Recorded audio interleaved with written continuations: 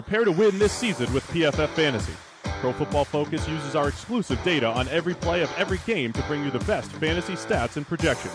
Join PFF Edge for full access to our expert rankings, draft tools, matchup charts, and of course our award-winning content. Are you a high-stakes player? Join PFF Elite, which includes our premium stats database, Greenline game picks, and DFS Optimizer powered by our fantasy projection. Join PFF Fantasy and prepare to win. Sign up now at ProFootballFocus.com.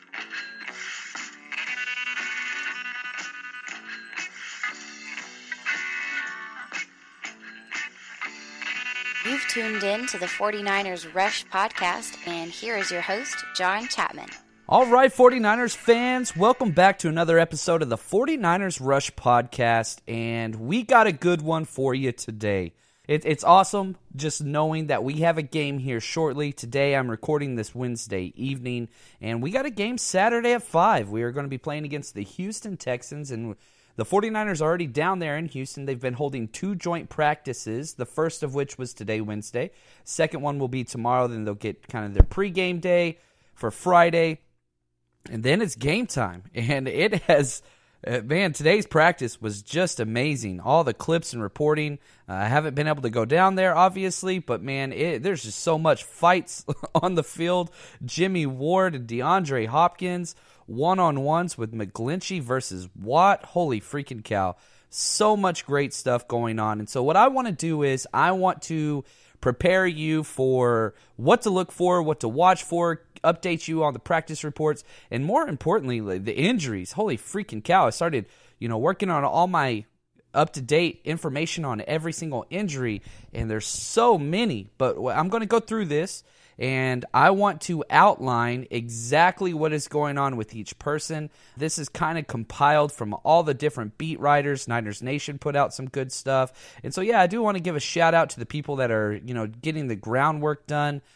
Joel Fan with 49ers.com is putting out some great stuff. Really appreciate him. Matt Barrows of The Athletic, as always. Niners Nation. There's just a lot of really good information out there. So let's go through these injury updates real quick and just let everybody know the best and maybe the most positive news of this whole thing. Fred Warner is back. He got a full practice in today, and he should be good to go. And this is huge because this kid is not only going to be starting week 1, he is going to be starting somewhere week 1 with Reuben Foster suspended, but he could possibly be the starter long-term and for the rest of the season. So we got to see what he can do. George Kittle, he did separate his shoulder officially, and he is week to week. I doubt he plays one more snap in the preseason.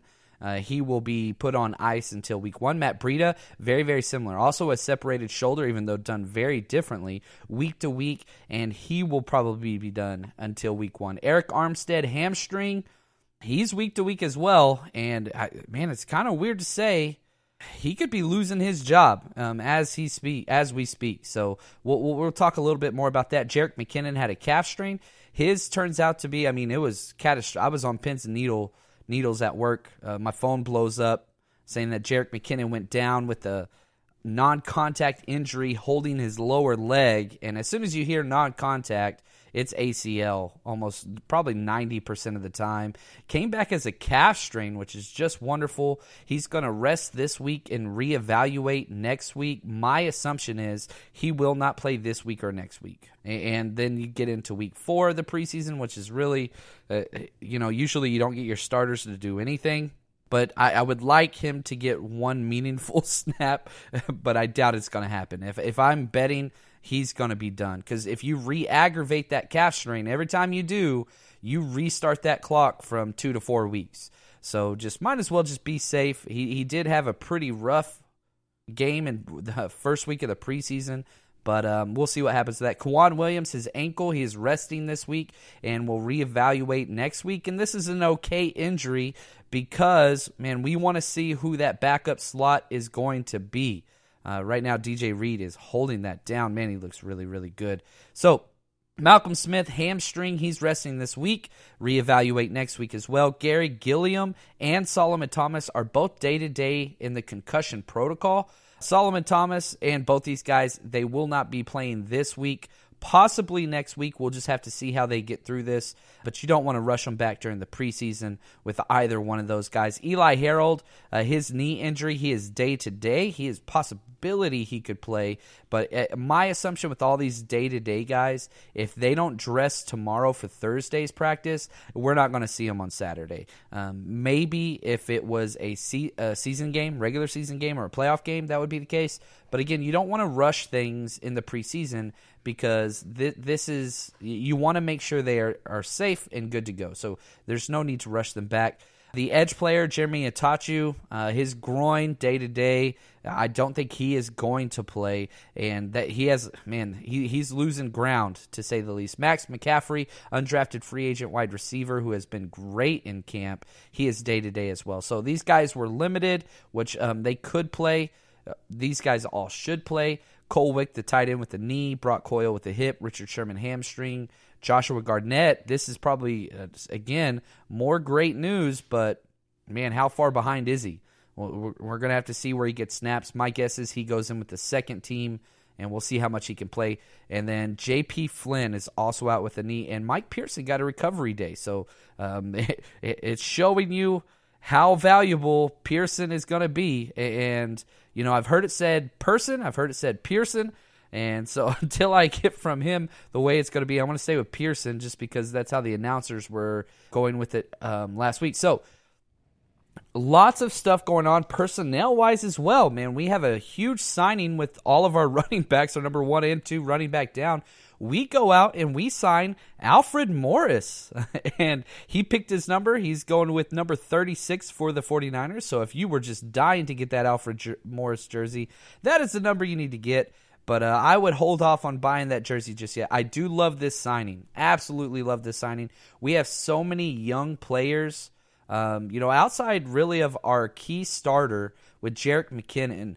Everybody else is just a second-year guy. Matt Breida, second-year guy. Joe Williams, second-year guy. Jeremy McNichols, second-year guy. So these guys that are fighting for this are very inexperienced, and nobody in our backfield has been that featured back.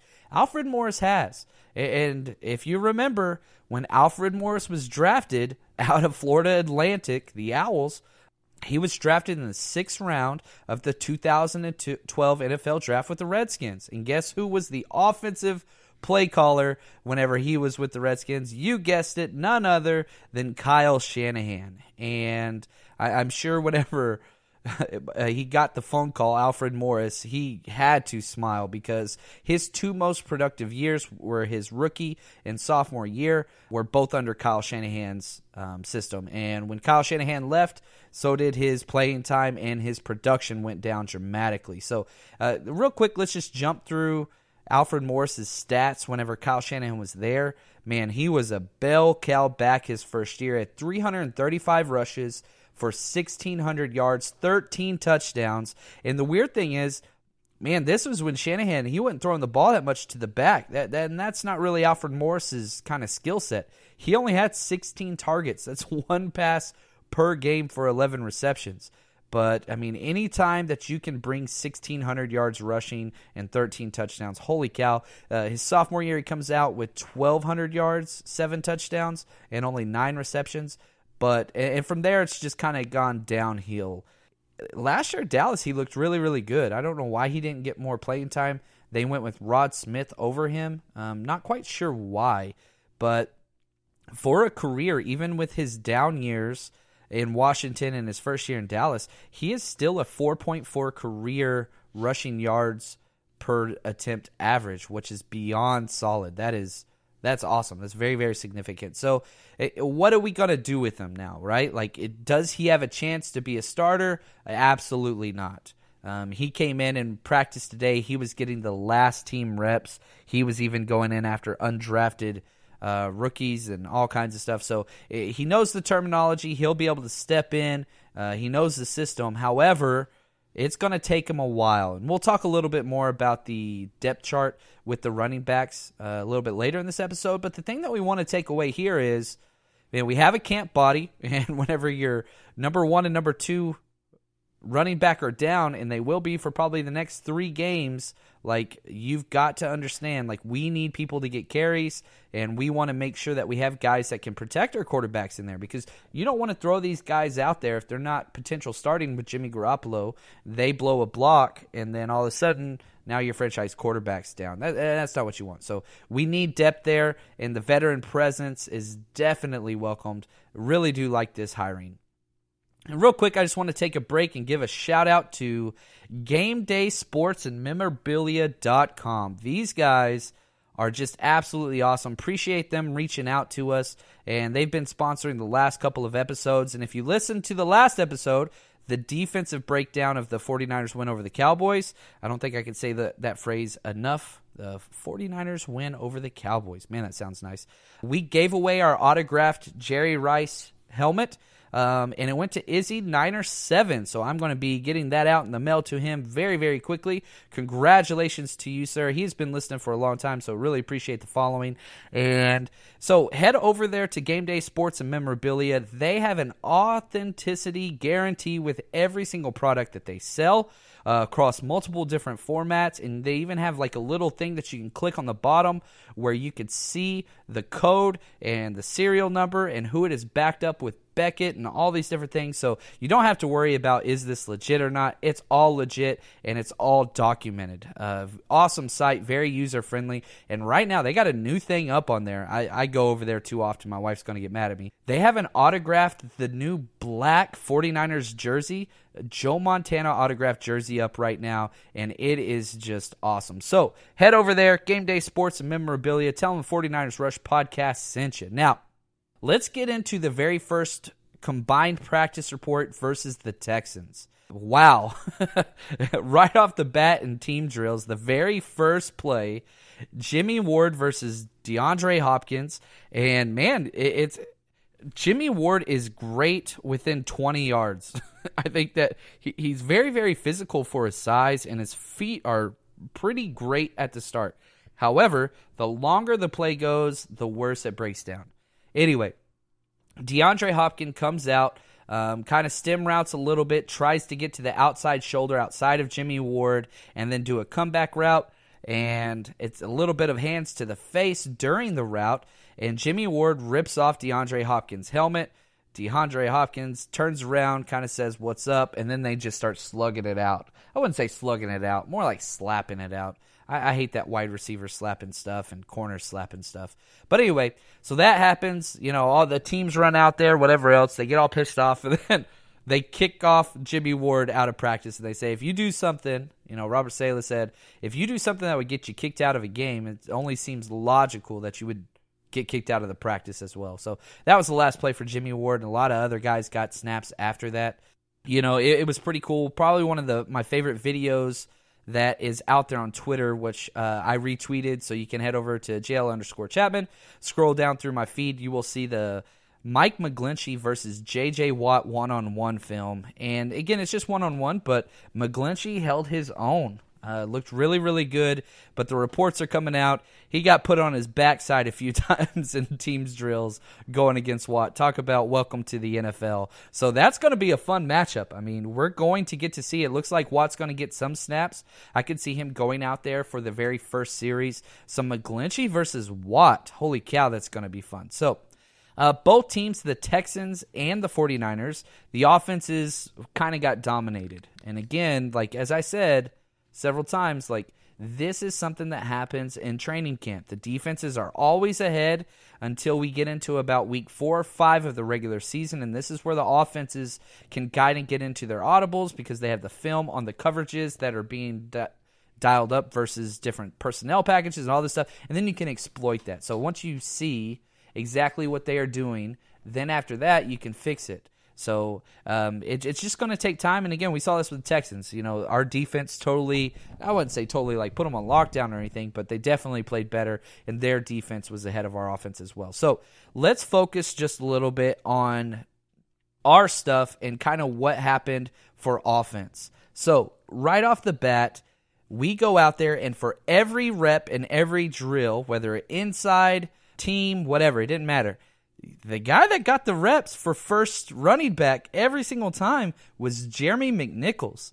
And if you've listened to the podcast right after the game, the Offensive Breakdown podcast, I told you, man, Jeremy McNichols looks great. He only had 3 carries, but, man, he looked the part. And I said I want him to get more snaps, and I'm so glad that Kyle Shanahan and John Lynch, they definitely listen to this podcast. So just want to say thanks to those guys.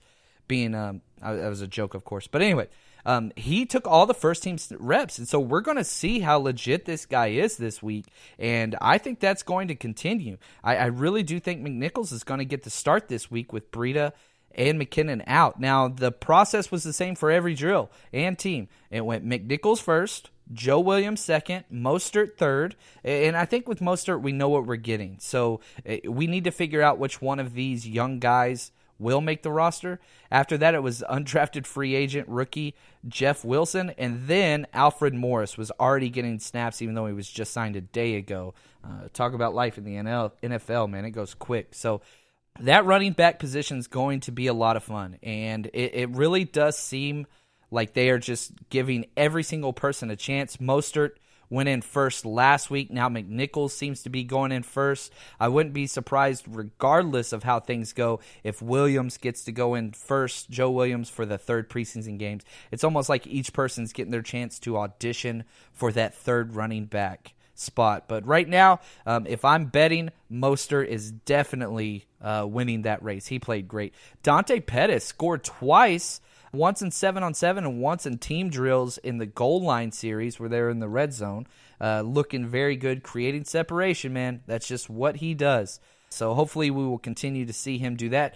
Goodwin continues to dominate targets from Jimmy Garoppolo, and it is not close.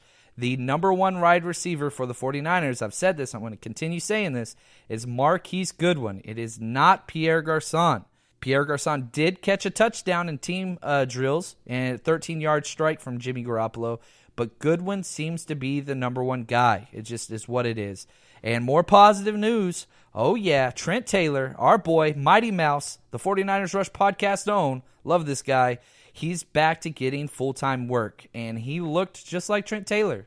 He's never one of those guys that makes all those huge flash plays. He just gets first downs, and he just catches the ball every time it's thrown his way, which is exactly what we need from him. I absolutely love that guy, just a hard worker and does all the dirty work. So it's great seeing him getting a full practice in. I can't wait to see him on Saturday. Now let's jump over to the defensive side. Great practice. Robert, the press conference afterwards, they were interviewing Robert Saleh, the defensive coordinator, and they asked him about Earl Mitchell. And Saleh took like half a second, and he goes, this is, I quote, "I feel like he came out of the womb a grown man." Earl Mitchell, he doesn't get a lot of love, and we don't talk about him a lot because he's just a first and second down guy and goal line guy. He is so dependable, and he just anchors that run D in the middle and allows Reuben Foster to be Reuben Foster. I don't think there's really much threat with DJ Jones taking snaps away from him on first and second down. I really don't. Maybe just spell him if he's tired on long drives, and that's about it. So Earl Mitchell is a guy that we need to just continue to pay attention to because he's just going to be a stud. DeForest Buckner gets another sack and several different pressures on top of that. It's kind of rough in practice because you can't touch the quarterback. And we've seen with DeForest Buckner several times over that he lives in the backfield. He's not unblockable, but he's about as close as you can get to that. So I wonder how many sacks he would have actually had, but just absolute beast. Okay, if we continue talking about these defensive guys, Ahkello Witherspoon is a big question mark for me. I love this kid. And in practice, gosh, he is just phenomenal. You see this kid's ceiling play in and play out. Now, the thing that I want to see from him, he had a great practice. He is amazing at all intermediate routes and short routes in front of him. I'm not quite sure his speed is awesome. His footwork's awesome. I want to see what he does against the deep ball. This is something that, I'm very, very curious about. And it's not so much I'm questioning him if he can do it. I just want to see it. We haven't really seen a lot of that. There were a few plays last year where he shined big time, but it just seems like what he is doing in practice is awesome. And I really hope that will continue to move over into the games. Reuben Foster and Adrian Colbert had the two biggest hits of the entire practice, and the 49ers fans, the energy was huge from our team, which is a lot of fun, and you can see that in the videos and the replays that they have up on Twitter. Now, real quick before we jump off here, I want to go through basically who has the most to gain this week, Saturday at 5 p.m. Pacific time in Houston versus the Texans. Who are the guys that I am looking for to make a statement?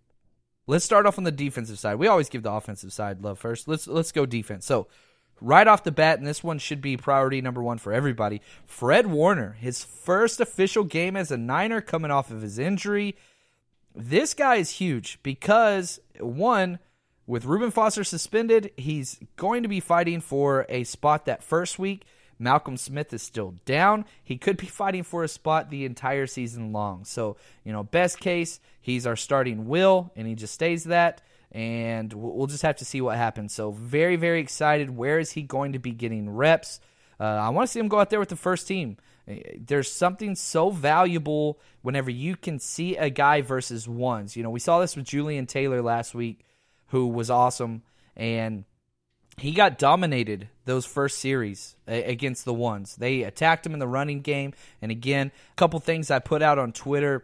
I appreciate you guys reaching out to me. People asked me to put up snap count videos of Julian Taylor and Tyrell Williams, and I did that, and it picked up a lot of traffic. It's been a fun conversation on there, so appreciate that. If you want to go back and see every single snap that those two guys had, just head over to my Twitter account, jl_Chapman. It's all there.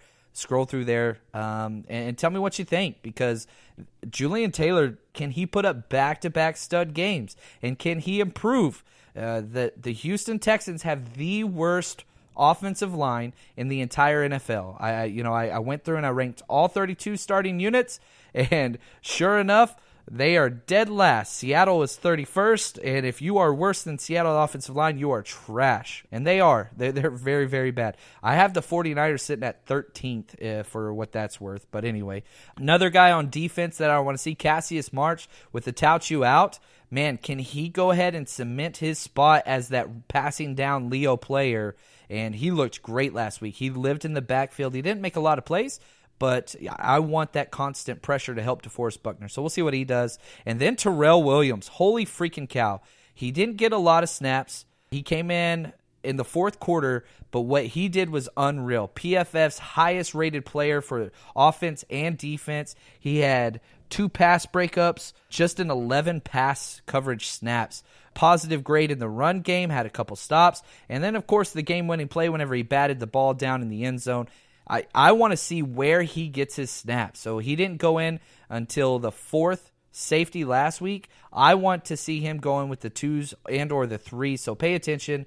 I'm saying he's going to go in front of Exum, and I want to see him out there because this guy's, if somebody can make that many plays in such a short time, I don't care who you're playing with against. I'm just telling you. This is my guy. I called from the start before training camp that I think he's a dark horse to make the roster.